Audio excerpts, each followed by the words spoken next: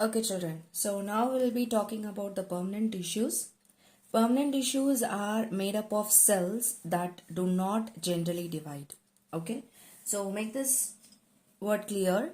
So we just say that they do not generally divide. It is not an compulsory term that it will never divide. Okay. So they do not generally divide. And permanent tissues are of three major types. We have simple tissues, complex tissues, and also the special tissues. Now, what is a simple tissue? As the name indicates, these tissues are made up of only one type of cell. Okay, so it is very simple in its structure. It is made up of only one type of cell. So, various types of simple tissues are parenchyma, collenchyma, and sclerenchyma. Parenchyma, collenchyma, and the sclerenchyma. Okay. Now, moving on to the characteristic features of the permanent tissues. So, what are the characteristic features of permanent tissues? These tissues are formed by the differentiation of the meristematic tissues, which we have learnt already. It is formed by redifferentiation and also by specialization. Now, permanent tissues have all cells which are similar in their structure and also in their function. So, first type that we will be talking about is the parenchyma. Now, what is parenchyma? These cells are called as fundamental tissues. So, why do we call it as fundamental tissue? It is the basic cell from which other different types of cells are being differentiated, right? And it is also found in abundant in the entire plant.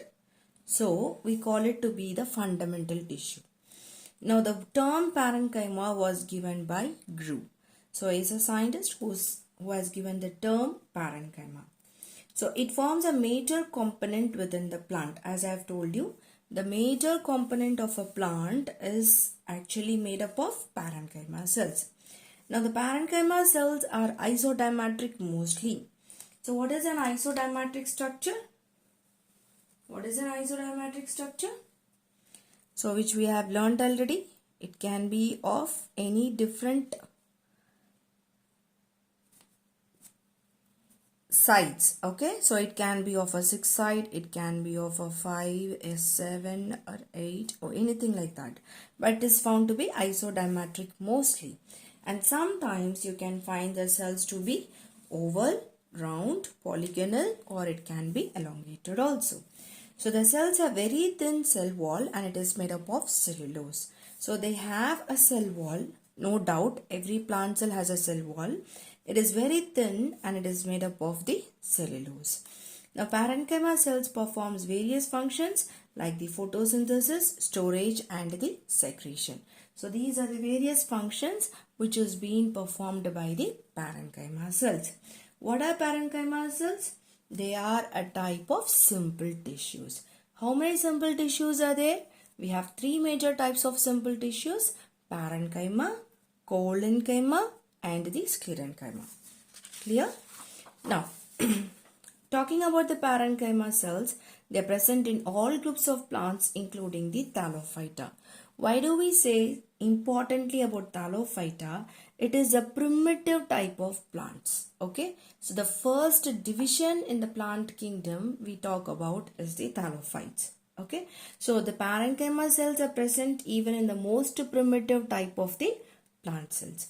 The parenchyma is present in the epidermis, cortex, medulla, xylem and also in the phloem. So when you talk about the anatomy of a plant, we will be talking about the epidermal layers, the cortex layer, and you have the inner ones that is referred to as medulla. We have the xylem and the phloem. So I hope you remember, xylem helps in the conduction of water and phloem helps in the conduction of the solutes.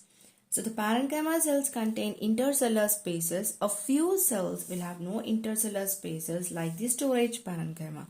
So as the name indicates, it has a special purpose, that is storage. It has to store the starch granules, it has to store the food, it has to store the solvents within it. So the intercellular spaces are absent there. Okay. Example is in the case of Solanum tuberosum. So what is Solanum tuberosum? Check it out and come. We'll be discussing about it next class. and the endosperm of the spermatophytes. Okay, so parenchyma cells contain the primordial utricle type of cytoplasm. What do you mean by utricle type of cytoplasm? Cytoplasm which is present in a bag-like structure. Okay, so utricle term means a bag-like or a cavity-like structure. So when you talk about a cell, the cytoplasm is present within the plasma membrane, right? So that is called as the utricle, primordial, primitive utricle type of cytoplasm. Primordial is what? Primitive. And utricle is bag-like. So primitive bag-like type of cytoplasm. Cytoplasm is present within a bag-like structure.